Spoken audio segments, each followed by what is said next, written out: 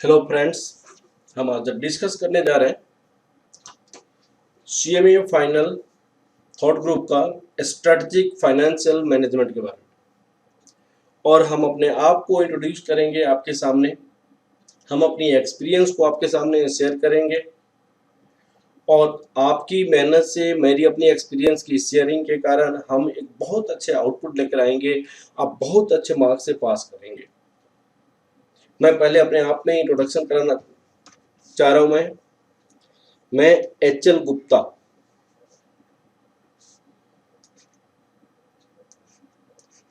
HL. Gupta,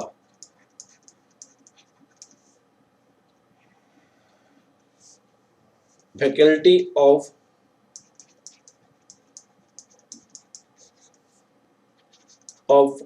strategic financial management for CMA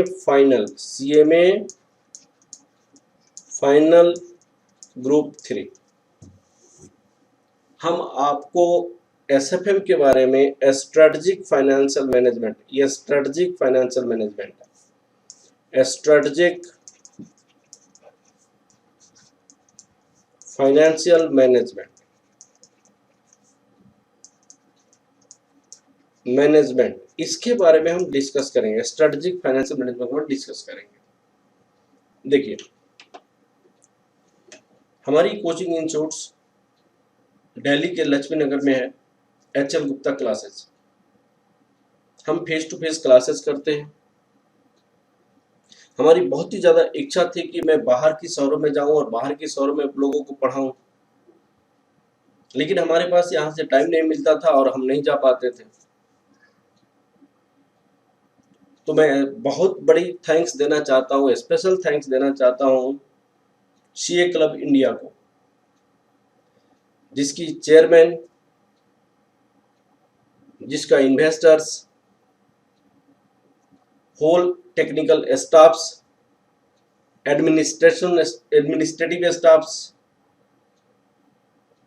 और बाकी अन्य स्टाफ को कठिन मेहनत के बेसिस पे मैं अपनी एक्सपीरियंस को आपके घर पे, आपके पास मैं शेयर कर रहा हूं। अब हमारी मेन मोटिव क्या होनी चाहिए? मेरी एक्सपीरियंस, आपकी मेहनत, दोनों म्यूचुअल अंडरस्टैंडिंग के बेसिस पे ऐसी आउट करे ताकि हमारी आउटपुट मैक्सिमम से मैक्सिमम हो जाए। जो करना है वो तो आपको करना है, हम तो कुछ नहीं करेंगे। हम डायरेक्शन आपको बताएंगे कि बेटा ऐसे करो, ऐसे करो, ऐसे करो। और मैं चैलेंज के साथ कहता हूं कि जैसी मैं डायरेक्शन आपको बताऊंगा, अगर उस डायरेक्शन को आप फॉलो करेंगे तो ये 100% श्योर है कि you will score more than 75% marks. You will score more than 75% marks आप स्कोर करेंगे। मोर देन 75% मार्क्स आप स्कोर करेंगे। मोर देन 75% मार्क्स, इसमें कोई डाउट नहीं है, इसमें कोई डाउट नहीं है। आप 75% मार्क्स स्कोर करेंगे मोर देन। तो हम अपनी एक्सपीरियंस को आपके साथ शेयर करेंगे। हम आपके सब्जेक्ट के बारे में पूरी डिटेल में हम शेयर करेंगे। आपको कैसे पढ़ना है, कैसे कैसे क्वेश्चंस करनी है, कैसे कैसे प्रिपरेशन करनी है, वो सारी मेरी रेस्पॉन्सिबिलिटी है। मेहनत तो आपको करना है, मैं सिर्फ बताऊंगा, करना तो आप ही को है, करना तो आप ही को पड़ेगा। और मुझे विश्वास है कि आप करेंगे और बहुत अच्छे से करेंगे। कहीं जाने की जरूरत नहीं है, सारी चीज आपको मैं यहीं पे करके दूंगा। सारी चीज मैं आपको आपके घर पे मैं पहुंचाऊंगा। आपको सिर्फ जैसे मैं बोलूंगा वैसे करते चले जाना है। देखिए, आप जो चाहेंगे वो कर सकते हैं, आप जो चाहेंगे वह कर सकते हैं, बशर्ते कि आप soul app captain of soul बन जाइए। Captain of soul, captain of soul का मतलब ये होता है मन का मालिक, मन का मालिक। आप अपने मन पे आप मन का कैप्टन बन जाइए, मन का कैप्टन बन जाइए।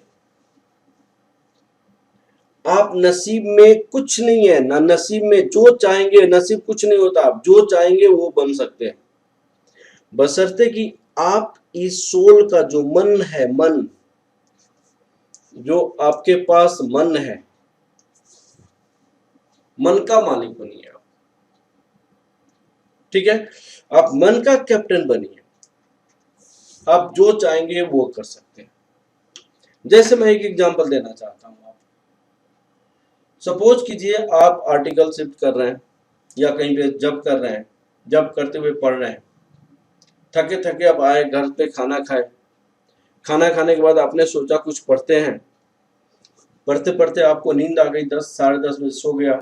आपने माइंड सेटअप किया हुआ है कि सुबह उठकर मैं पढ़ूं, और सुबह 5 बजे का जब अलार्म लगा, 10 बजे आपने सोया, 5 बजे का अलार्म लगा तो आपने अलार्म को बंद कर दिया और फिर सो गया। तो वो मन का मालिक नहीं है, वो मन का कैप्टन नहीं है, वो मन का गुलाम है, मन का गुलाम है। अब मन की गुलामी से कुछ नहीं हो सकता। आपको मन की गुलामी नहीं, आपको मन का कैप्टन बनना है, और कैप्टन बनकर आप मन को क्या कीजिएगा, ऑर्डर करेंगे आप, हे मन उठ और अपना पढ़ाई कर, सुबह 5 से 8 स्टडी कर, और फिर 8 बजे के बाद तैयार हो, फिर ऑफिस जाओ। आप जैसे मन को कहेंगे वैसे आपका मन करेगा, तब आप नसीब का मालिक होंगे, और जो आप कहेंगे वह आपका बनकर, जो आप कहेंगे वह आपको बनकर दिखाएंगे, जो आप कहेंगे वो बनकर दिखाएंगे। क्लियर है? तो हम आज आपको डिस्कस करना चाहते हैं आपके सब्जेक्ट मटेरियल में क्या है। देखिए, सबसे पहले हमने अभी तक ऑब्जर्व किया, सीएमए की कोर्सेज के लिए, सीएमए में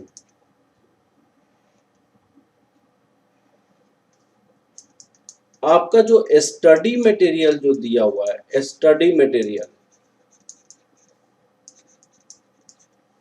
आपकी जो इंस्टीट्यूट ने दिया हुआ है, स्टडी मटेरियल ऑफ इंस्टीट्यूट्स, आपकी इंस्टीट्यूट ने जो स्टडी मटेरियल दिया हुआ है, that is more than enough, more than enough. आपकी study material more than enough. अगर आप स्टडी मटेरियल को बेस लेकर सारी क्वेश्चंस करते हैं, सारी कंसेप्ट को करते हैं, तो आपको कहीं से पढ़ने की जरूरत नहीं। लेकिन आपकी स्टडी मटेरियल जो दिया हुआ है, सिस्टमेटिकली नहीं दिया हुआ है।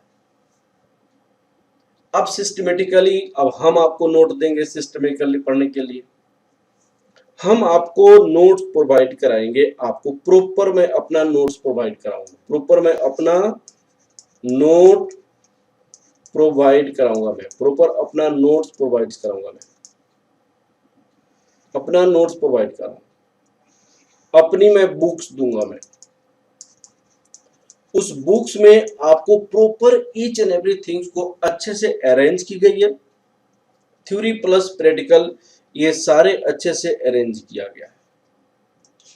तो हमारी पढ़ने की तरीका क्या होगी, सबसे पहले हम कंसेप्ट बेस स्टडी करेंगे। सबसे पहला हम क्या करेंगे, कंसेप्ट बेस स्टडी करेंगे, कंसेप्ट बेस स्टडी करेंगे सिस्टमेटिकली, कंसेप्ट बेस स्टडी करेंगे सिस्टमेटिक वे से, सिस्टमेटिक वे से कंसेप्ट बेस क्वेश्चन करेंगे। कंसेप्ट बेस आपको प्रैक्टिकल क्वेश्चंस बनाएंगे, कंसेप्ट बेस आपका प्रैक्टिकल क्वेश्चंस होगा, कंसेप्ट बेस आपकी प्रैक्टिकल क्वेश्चंस होगा, कंसेप्ट बेस आपकी प्रैक्टिकल क्वेश्चंस होगा। ठीक है, फिर हम थ्योरी को भी क्लियरली करेंगे, थ्योरी पे भी डिस्कस करेंगे, लेकिन थ्योरी का डिस्कस थोड़ा सा हम ग्रेजुअली चैप्टर के साथ साथ तो करते जाएंगे, कुछ थ्योरी प्रैक्टिकल से कोरिलेटेड नहीं होता तो उसको बाद में करेंगे, थ्योरी को साथ साथ हम करते जाएंगे, कुछ थ्योरी लास्ट में करेंगे, ठीक है। प्रैक्टिकल से अलग सा जो थ्योरी होगा उसको बाद में करेंगे, जो आपको एग्जाम में पूछा जाता है, ठीक है। कंसेप्ट बेस हम सिस्टमिक स्टडी करेंगे, उसके बाद आपको कंसेप्ट बेस प्रैक्टिकल क्वेश्चंस करेंगे, उसके बाद हम थ्योरी करेंगे, ठीक है। आपके सिलेबस जो दी गई है उसमें क्या क्या है उसको मैं आपको बताता हूं, उसमें क्या क्या है। अब देखिए, आपकी पूरी सिलेबस आपका 4 सेक्शन में डिस्ट्रीब्यूट की गई है, पूरी आपकी सिलेबस 4 सेक्शन में डिस्ट्रीब्यूट की गई है। सबसे पहला है इन्वेस्टमेंट डिसीजंस। इन्वेस्टमेंट डिसीजन आपका 25 मार्क्स का है। इस 25 मार्क्स में यहां पे 25 मार्क्स का इन्वेस्टमेंट डिसीजन है आपके पास।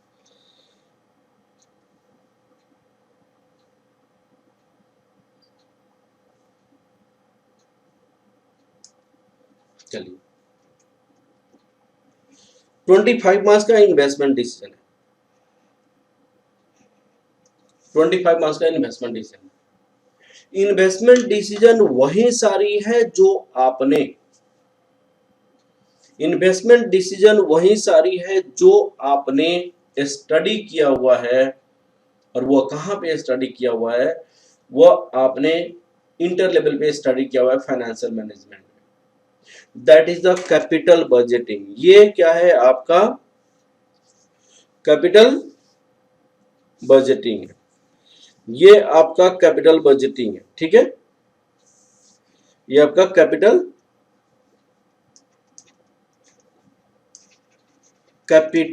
Budgeting, this is your capital budgeting.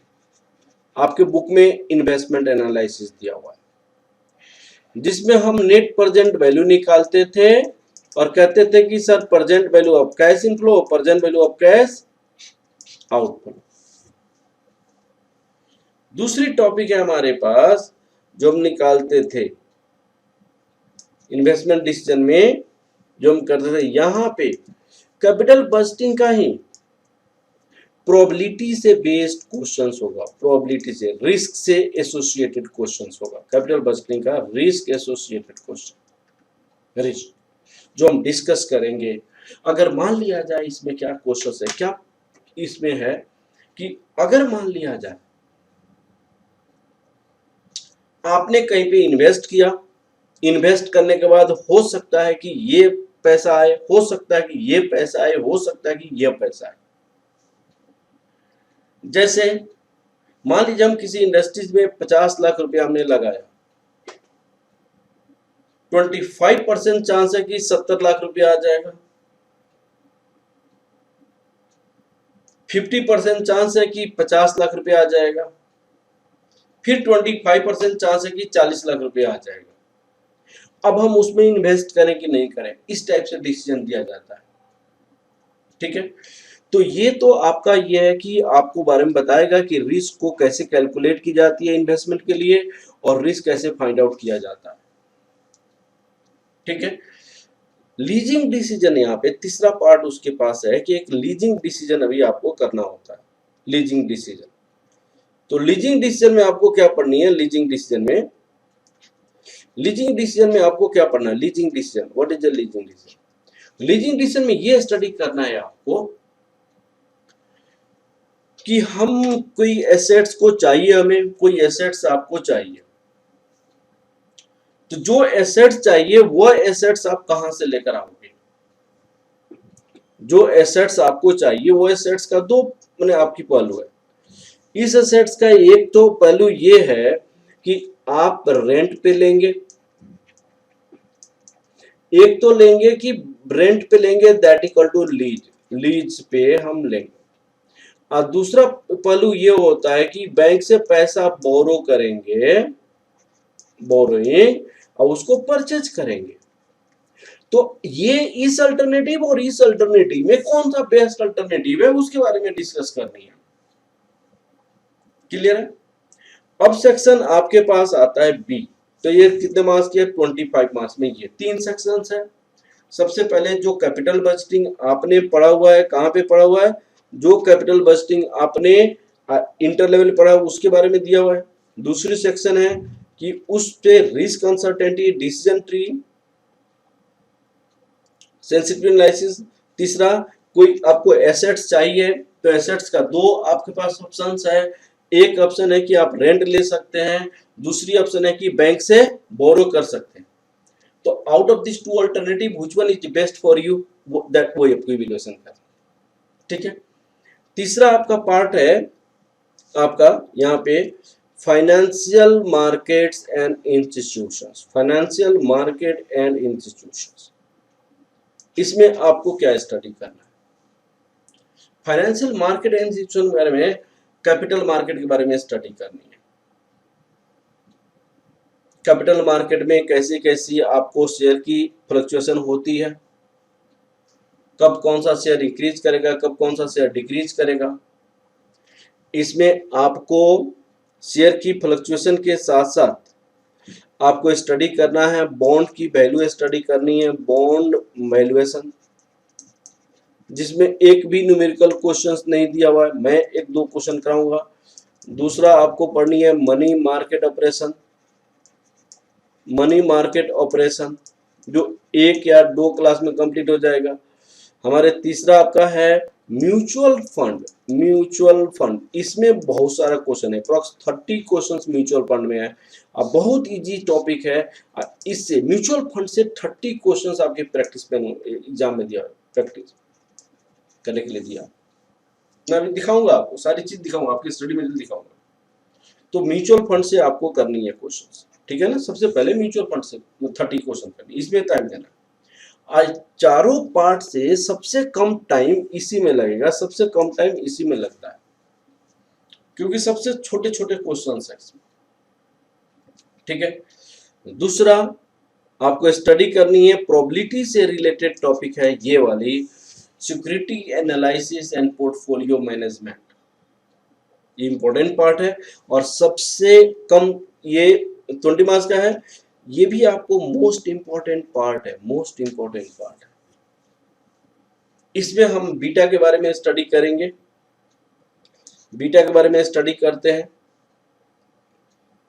फिर पोर्टफोलियो रिस्क, पोर्टफोलियो रिटर्न के बारे में स्टडी करते हैं। कैपिटल मार्केट में हम स्टडी करते हैं तो आपको कितना पोर्टफोलियो रिस्क होगा, पोर्टफोलियो रिटर्न कितना होगा। कैपिटल एसेट्स प्राइसिंग के बारे में स्टडी करेंगे हम, कैपिटल एसेट्स प्राइसिंग मॉडल के बारे में स्टडी करेंगे। इसमें ये इजी चैप्टर है, ये भी आपका 25% मार्क्स है। अब देखिए ये आपका टोटल कितने मार्क्स के हो गए, ये टोटल आपके तीनों पार्ट 70 मार्क्स के हो गए। मैं आपको कहता हूं कि ये 70 में जितना टाइम लगेगा, ये 70 मार्क्स में जितना टाइम लगेगा, 70 मार्क्स में जितना टाइम लगेगा एग्जैक्ट उतना ही, ये 70 में जितना मार्क्स टाइम लगेगा एग्जैक्ट उतना ही आपको इसमें टाइम लगेगा। ये 70 मार्क्स में जितना टाइम लगेगा एग्जैक्ट उतना ही टाइम लगेगा। इसमें दो पार्ट है जो कि मोस्ट इंपॉर्टेंट है, ये तो है डेरिवेटिव, दूसरा पार्ट है फॉरेक्स। एक तो डेरिवेटिव, दूसरा पार्ट है forex. This is most important part, most important part होता है और ये आपके एग्जाम के लिए भी बहुत ही ज्यादा जरूरी है, एज वेल 30 मार्क्स का मेंटेन करता है। और ये आपके एग्जाम के साथ साथ प्रैक्टिकल नॉलेज के लिए भी जरूरी है, आपको जनरल मार्केट के लिए भी जरूरी है, बहुत ही ज्यादा इंपॉर्टेंट टॉपिक्स है। तो इतने सारे टॉपिक्स है जो आपको स्टडी करनी है। मैं आपको कन्विंस करूंगा, सबसे पहले आपका पढ़ा हुआ पार्ट, ये वाला पार्ट मैं पढ़ाऊंगा, सबसे पहले आप ये वाली पार्ट को प्रिपरेशन करो। जहां पे भी डाउट्स है, कुछ भी डाउट्स है, आप मुझसे पूछो, आप फोन से पूछो, आप स्काइप पे आओ या जैसे भी आओ, मैं आपको हेल्प करने के लिए तैयार। ईच एंड एवरी प्रॉब्लम को मैं आपको सॉल्व करूंगा, कोई प्रॉब्लम्स नहीं आएगा। मैंने अपनी वीडियो ऐसी बनाई है कि आपको प्रॉब्लम ही नहीं आएगा। जहां तक स्टडी मटेरियल के सारे क्वेश्चंस को करना पॉसिबल नहीं है, तो हम क्या करेंगे, इंपॉर्टेंट जो क्वेश्चंस होगा, important questions, tough questions of study material, tough questions of study material हम डिस्कस करेंगे। Tough questions of study material हम क्या करेंगे, डिस्कस करेंगे। Tough question of study material को डिस्कस करेंगे। दूसरा,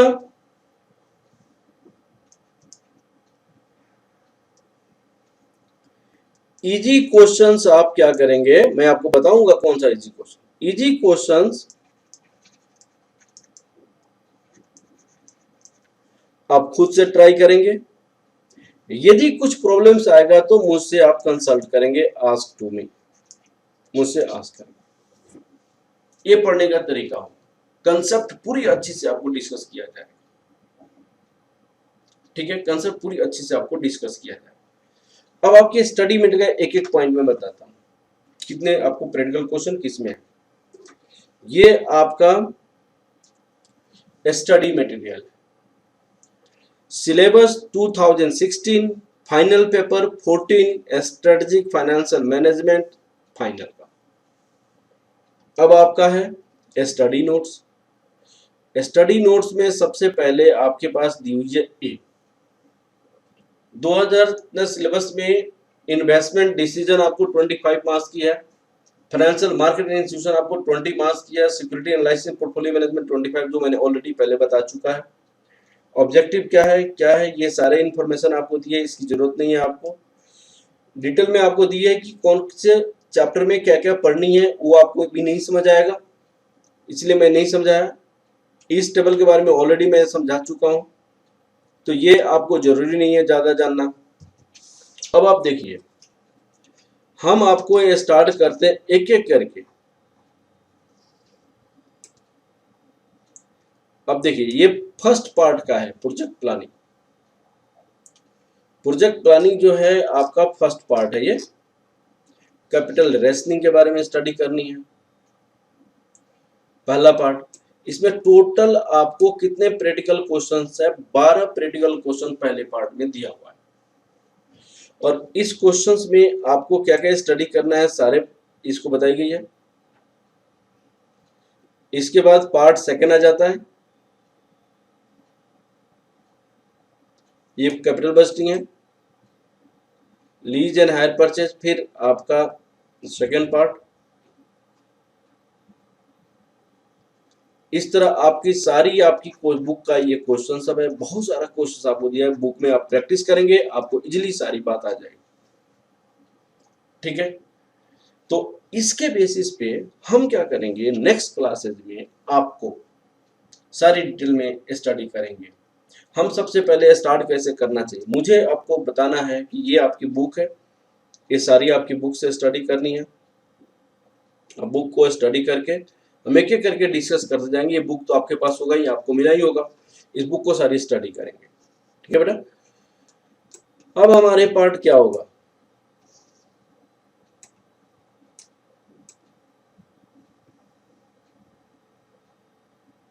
देखिए, इस बुक को प्रिपरेशन करने से हम कैसे पढ़ाई का स्टडी करें।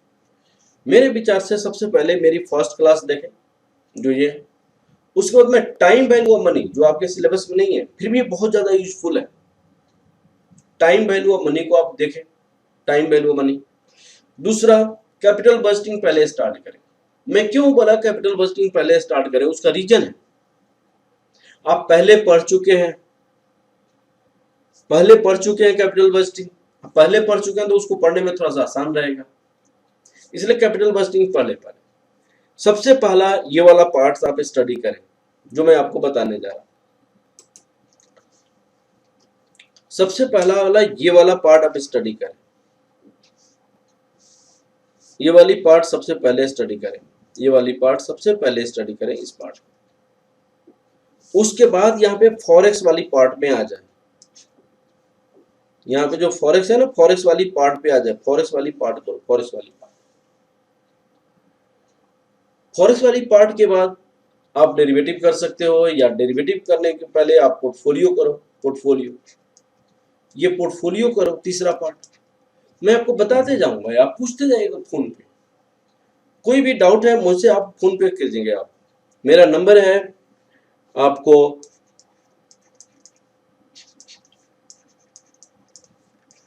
9312606737, 9818194398, ये मेरा नंबर है। आप इस कॉल पे आप कॉल कर सकते हैं मुझसे, और कोई भी डाउट्स होगा व्हाट्सअप कर सकते हैं यहाँ पे, और पूछ सकते हैं आप। यहाँ पे 9818194398, ठीक है। आप इससे आप इजीली अपनी क्वेश्चंस को, अपनी डाउट्स को क्लियर कर सकते हैं। ठीक है बेटा, हम नेक्स्ट क्लास में मिलते हैं। नेक्स्ट क्लास में हम स्टार्ट करेंगे टाइम वैल्यू ऑफ मनी से। Okay, thank you class.